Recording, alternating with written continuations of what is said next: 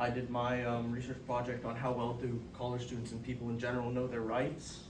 And the introduction, the aim of my study was to look at those within college and their education within college to see how well they knew the rights compared to others in it as well. These comparisons were made looking at the differences between age, gender, major, and how many years of college education they had.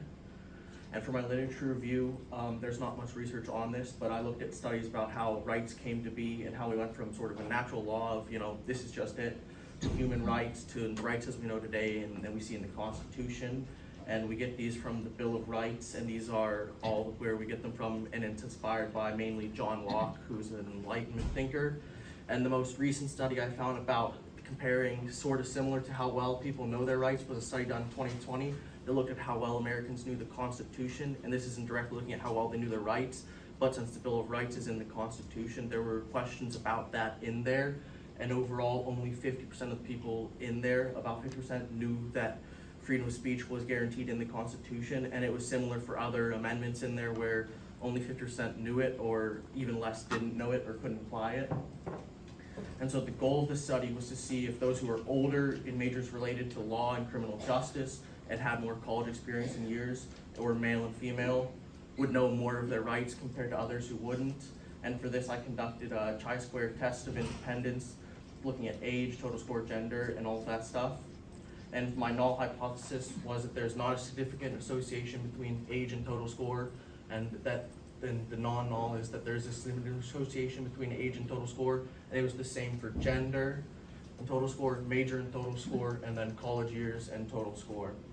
And for my participants, I had 36 male participants and 34 female participants, so a pretty even distribution there.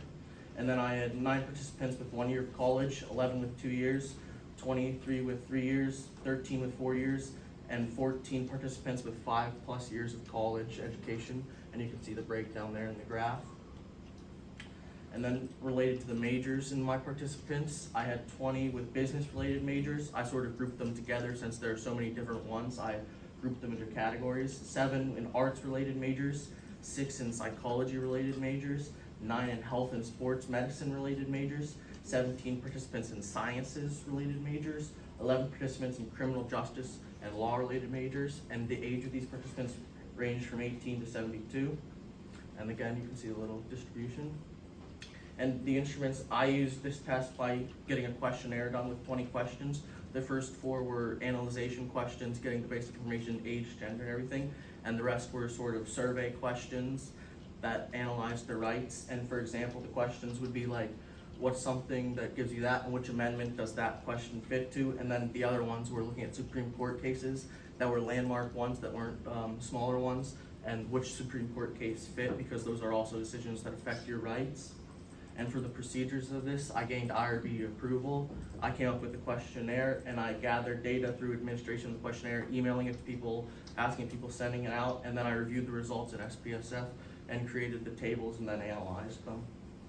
For my data analysis, I used a chi-square of independence, and then for a little bonus thing here, I've got one of the most common missed questions, which was what amendment grants you the right to a jury, and it's the 7th Amendment, and it was one of the more common missed questions, with over half the people not knowing that.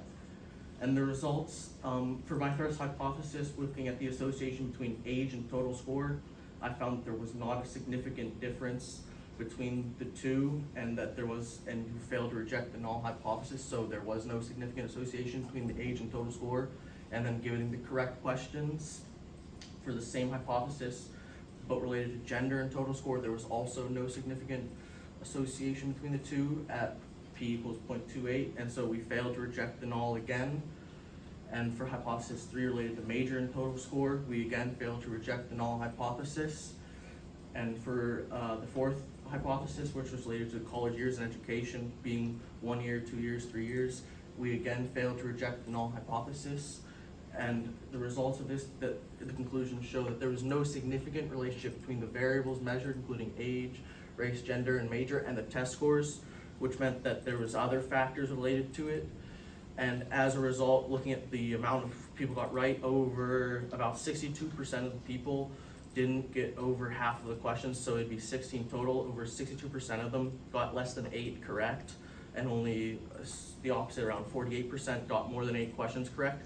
And there were a few 16 out of 16s, which part of the limitation would be that I administer it online through Google Form, and so you could easily Google search and cheat, and I was surprised to find 16 out of 16s, because even after writing it, I couldn't get 16 out of 16 myself. So it could be that people cheated on them to get a higher score. And so other limitations would include the sample size of only 70 people, the quiz questions being able to be cheated on, and that it doesn't cover necessarily all rights. So maybe you know another one that I didn't mention in the questions, but you don't know one I did mention in the questions. The sampling method, which was more convenience and somewhat random sampling, because it was people in the school and that I knew, and overall it wasn't a completely totally random, and it was more a convenient sampling method, and lack of research in this area, as there were no other studies specifically looking at how well they knew their rights. They were all associated with the Constitution or something or not, and these are my references.